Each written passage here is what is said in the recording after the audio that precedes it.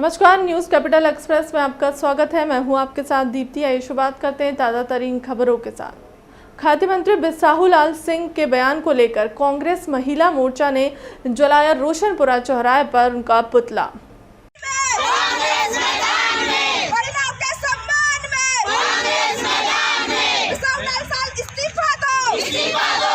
देखिए, बिल्कुल मंत्री बिसाहूलाल साहू का महिला कांग्रेस मांग करती है कि वो उनको अपने पद से इस्तीफा दे देना चाहिए। माननीय मुख्यमंत्री जी से भी कहना चाहती है कि आप जो भाजपा के नेता हैं, जो मंत्री हैं, जो महिलाओं के लिए कभी भी कुछ भी अपमानजनक शब्द बोल देते हैं, उन्होंने यहाँ पे सिर्फ स्वर्ण समाज की महिलाओं का अपमान नहीं किया है, बल्कि पूरी नारी शक्ति का अपमान किया है। और जो व्यक्ति नारी शक्ति का अपमान करता है वो अपने पद पर रहने लायक नहीं है, उसको अपने पद से इस्तीफा दे देना चाहिए, क्योंकि नारी ही नारायणी है। अगर उस व्यक्ति ने जन्म भी किसी स्त्री के पेट से कोख से ही लिया है, अगर वो व्यक्ति महिलाओं को सम्मान नहीं दे सकता, महिलाओं की इज्जत नहीं कर सकता, तो ऐसे बिसाहूलाल साहू पे हमें धिक्कार है। उनको अपने पद से इस्तीफा दे देना चाहिए। देखिए, ऐसी गलती करते क्यों है? अगर माफी मांगनी थी तो उन्हें ऐसी जनता के बीच में आके माफी मांगे, तो उनको जनता बताए। एसी के कमरे में बैठ के अगर माफी मांग लेते हैं, भरे मंच पे अगर महिलाओं को वो अपमान करते हैं, तो जनता के बीच में आके वो माफी मांगे तो माफी मानी जाएगी, अन्यथा उसको अपने पद से इस्तीफा दे देना चाहिए। एक मंत्री होकर अगर इतिहास नहीं पढ़ा है कि ठाकुरों के लिए बोल रहे हो। भाजपा की प्रदेश कार्य समिति की बैठक शहर के मिंटो हॉल में जारी है। उसी बीच प्रदेश मीडिया प्रभारी लोकेंद्र परासर ने चर्चा करते हुए कहा है कि प्रदेश कार्य समिति की बैठक भारतीय जनता पार्टी की एक परंपरा है। लोकेंद्र परासर ने कहा कि पार्टी एक परिवार है, वह परिवार बैठता है और आने वाले समय के लिए कार्य योजनाओं को तैयार किया जाता है। नहीं, देखो, भारतीय जनता पार्टी की प्रदेश कार्य समिति की बैठक ये रूटीन परंपरा है। राष्ट्रीय कार्य समिति होती है, उसके प्रदेश कार्य समिति होती है, क्योंकि ये पूरे एक परिवार है। पार्टी हमारी जो है परिवार की पार्टी नहीं है, पार्टी का परिवार है पूरा, इसलिए पूरा परिवार बैठता है, आगामी योजनाएं बनाता है, पिछली जो योजनाएं थी उनके क्रियान्वयन की समीक्षा करता है और ठीक ढंग से वो आगे कैसे बढ़ सकती हैं, इसकी सारी लंबी चौड़ी योजना बनती है और उस पर जिम्मेदारी निर्धारित होती है कि आगामी दिनों में आगामी कार्य समिति से पहले क्या क्या काम होने हैं। किसानों का मुद्दा छाया नहीं रहा। किसानों की आय दोगुनी कैसी हो, इसकी चिंता सदैव से भारतीय जनता पार्टी की सरकारें करती रही हैं, आज भी कर रही हैं। कृषि कानूनों को लेकर माननीय नरेंद्र सिंह तोमर जी ने बहुत साफ साफ कहा कि प्रधानमंत्री जी चाहते थे कि किसानों के कल्याण के लिए सारी योजनाएं लागू हों, लेकिन हम कहीं ना कहीं समझाने में सफल नहीं हुए। और कुछ ऐसे तत्व जो नहीं चाहते कि किसान इंडिपेंडेंट बने, स्वावलंबी बने, अपने निर्णय कर सके, और उसने भ्रम फैलाया। इस कारण से जो जनमत था उसके अनुसार निर्णय लिया। देखो साहब, इन्होंने तो संविधान ही समाप्त कर दिया। ये कांग्रेस के लोग हैं, ये संविधान की बात कहाँ से करते हैं, आरक्षण की बात कहाँ से करते हैं। कांग्रेस बताए 65 साल में अनुसूचित जनजाति के कार्यकर्ता के लिए, युवा के लिए कांग्रेस ने काम क्या किया? बाबा साहब का, अम्बेडकर का अपमान करते रहे लोग। पंचतीर्थ किसने बनाए? भारतीय जनता पार्टी ने बनाए। कांग्रेस जिनने इमरजेंसी लगा के संविधान को ही मार दिया, वो संविधान के अधिकारों की बात करती है, इससे ज़्यादा बड़ा मजाक क्या होगा? पूर्व विधानसभा अध्यक्ष विधायक रामेश्वर शर्मा कुशाभाऊ ठाकरे के नाम पर आपत्ति दर्ज कराने वाले कांग्रेस को बताया कि अकबर हुमायूं बाबर का वंशज कहा जाता है। कांग्रेसी गुलाम थे। नाम बदलने के लिए 56 इंच के सीने की जरूरत होती है। कांग्रेस को काहे की आपत्ति है? 70 साल में उनमें हिम्मत थी, नाम बदलने की? क्योंकि अकबर, बाबर, हुमायूं, औरंगजेब, ये तो उनके पुरखे हैं ना। मिंटो हॉल वो कैसे बदल सकते हैं? क्योंकि अंग्रेजों की गुलामी की मानसिकता है। नाम बदलने के लिए 56 इंची सीने की ज़रूरत होती है, जो ये बताता है कि ये भारत के बेटे हैं, भारत की बेटी हैं, भारत के स्वाभिमान के लिए लड़े हैं, और इसलिए भारत की भूमि पर इनके विजय पताका फहराएंगे, जिनने देश को गुलाम किया, जिनने देश को रौंदा, जिनने भारतीयता को बेड़ियों में जकड़ा। ऐसे जकड़ी हुई बेड़ियों को मुक्त करेंगे और भारत माता की जयकार करने वाले बेटा और बेटियों के नाम पर इमारतों के नाम होंगे।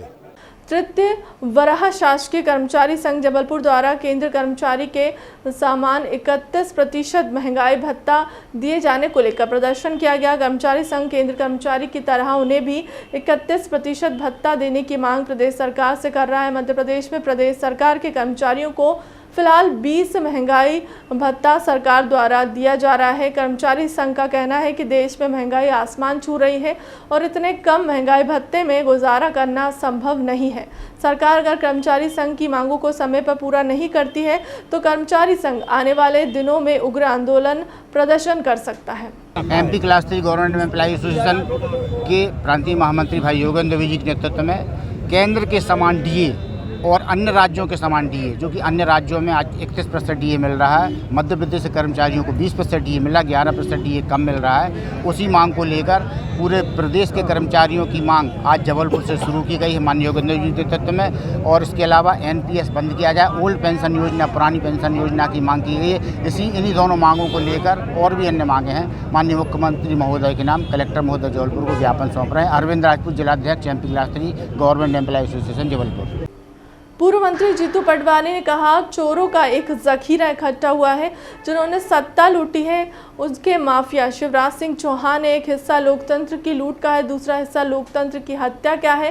विधानसभा की 70 बैठक एक साल में होना चाहिए, लेकिन कोरोना वायरस और दूसरे नाम पर विधानसभा सत्र को धीरे धीरे खत्म कर दिया है। विधानसभा की ताकत को खत्म कर दिया है।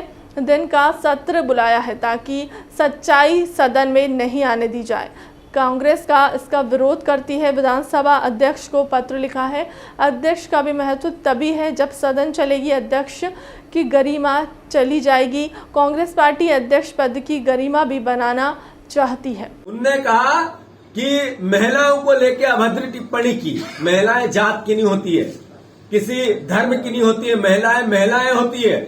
और इस हिसाब से बिसाऊ लाल ने जो टिप्पणी की वो माफ करने योग्य नहीं है। अगर शिवराज सिंह उनको बर्खास्त नहीं करते, बर्खास्त करना चाहिए बिसाऊ लाल सिंह को, अपने पद से इसी वक्त इस्तीफा लेना चाहिए। अगर शिवराज सिंह जी इतना होने के बाद भी नहीं करते तो हम मानते हैं, मध्य प्रदेश मानता, जनता मानती है कि उनके ही विचार में शिवराज जी का भी विचार इन्वॉल्व है, या एक है दोनों का विचार। क्योंकि आपका मंत्री महिलाओं को लेकर क्या विचार रखता है उसने जग जाहिर किया है। अगर आप उसको कोई किसी भी रूप में पनिश नहीं करते हैं, इसका मतलब है आप उसके साथ हैं। कांग्रेस पार्टी मांग करती है बिसाऊ लाल सिंह का इसी वक्त इस्तीफा होना चाहिए। अभी भारतीय जनता पार्टी की कार्य परिषद की मीटिंग चल रही है। हम लगातार अखबारों के और मीडिया के माध्यम से कुछ अंदर की बातें बाहर आते हुए देख रहे हैं। भारतीय जनता पार्टी का असंतोष देख रहे हैं। शिवराज सिंह जी के खिलाफ होने वाला एक तरह से उनको हटाने की मुहिम चलाने वाला एक वर्ग देख रहे हैं। और शिवराज सिंह जी उस पर जिस तरीके से सफाई दे रहे हैं, स्पष्ट होता है कि सरकार फिर से चलाचली की दिखती है। शिवराज सिंह जी कब हट जाएंगे पता नहीं। उधर से भारतीय जनता पार्टी का कुछ एक धड़ा, जिसको शिवराज सिंह अपने भाषण में समझाते हैं, कहते हैं मैं बना रहूंगा। कहने की जरूरत क्यों पड़ी? हमने तो आरोप नहीं लगाया था कि आप हट रहे हो। आपको क्या कहने की जरूरत पड़ी कि भाग्य पे भरोसा रखो, षड्यंत्र पे नहीं? इसका मतलब है अंतर मन में कुछ डर है।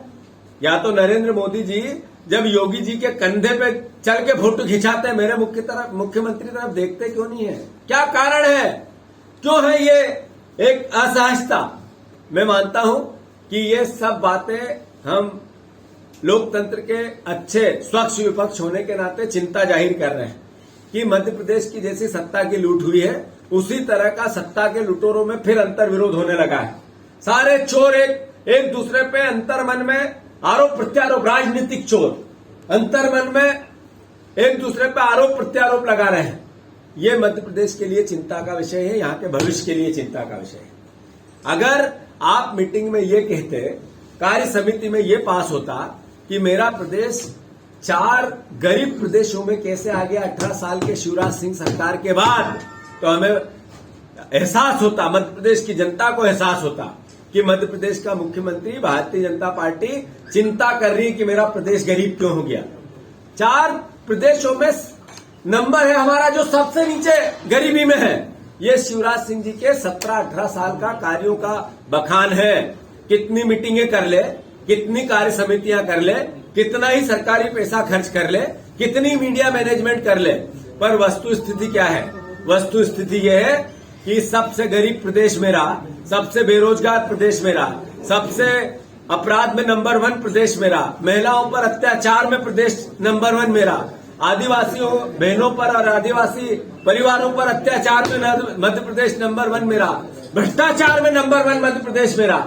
ये शिवराज सिंह जी के कार्यों का बखान है। कार्य समिति में इस पे एक बात नहीं हुई। इसका मतलब है सत्ता के लूट का आवंटन और सिस्टोमेटिक चले कैसे, इसकी कार्य समिति थी। हम विरोध करते हैं शिवराज सिंह जी चौहान का कि कैसे आपने प्रदेश को गरीब बना, इसकी जवाबदेही लो और उस पर एक पत्र जारी करो। मध्य प्रदेश को बताओ आप कि 18 साल आप शासन में थे, सबसे महंगी बिजली क्यों मिल रही है।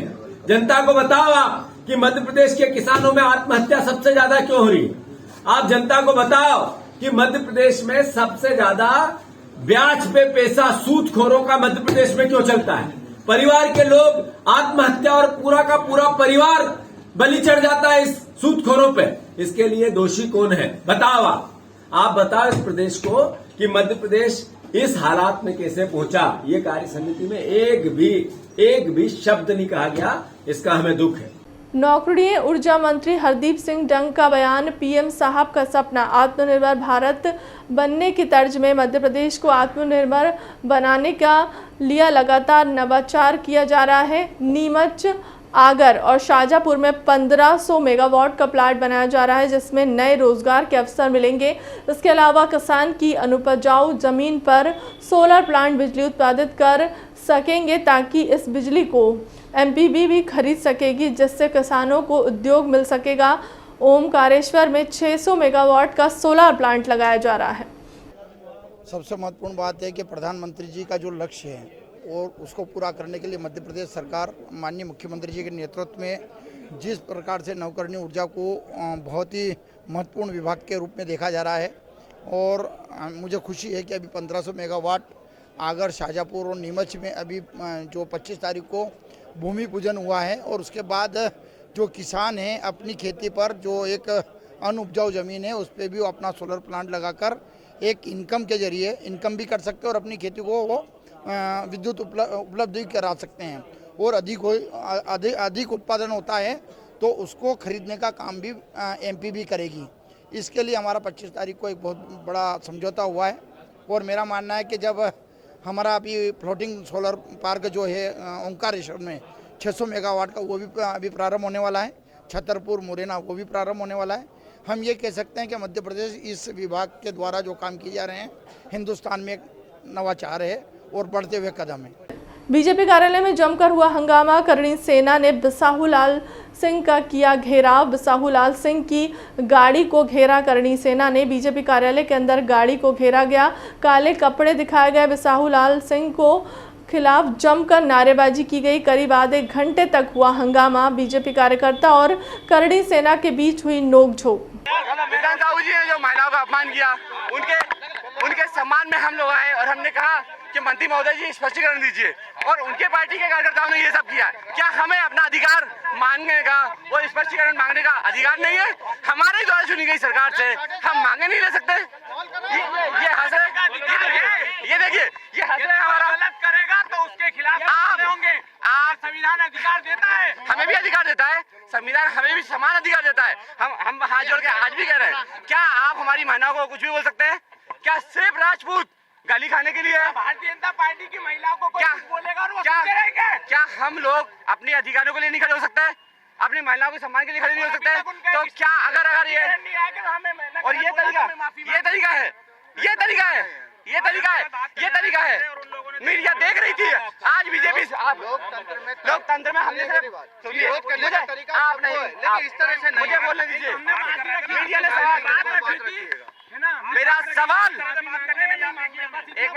मेरा सवाल सिर्फ इतना सा है, क्या कोई भी मंत्री, विधायक किसी मंच में जाके किसी भी जात धर्म की महिलाओं के लिए ये शब्द उपयोग करे? सही है क्या? सही है क्या? और यदि नेताओं को अधिकार है गलत बोलने।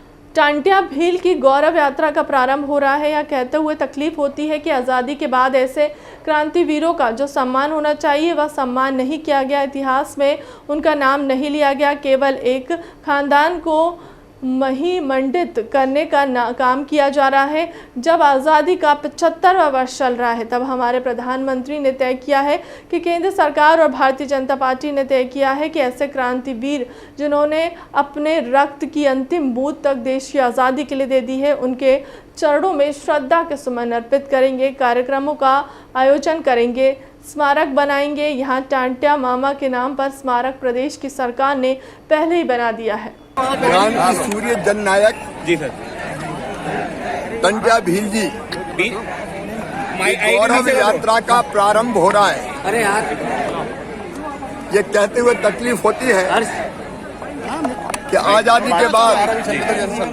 ऐसे क्रांतिवीरों का जो सम्मान होना चाहिए था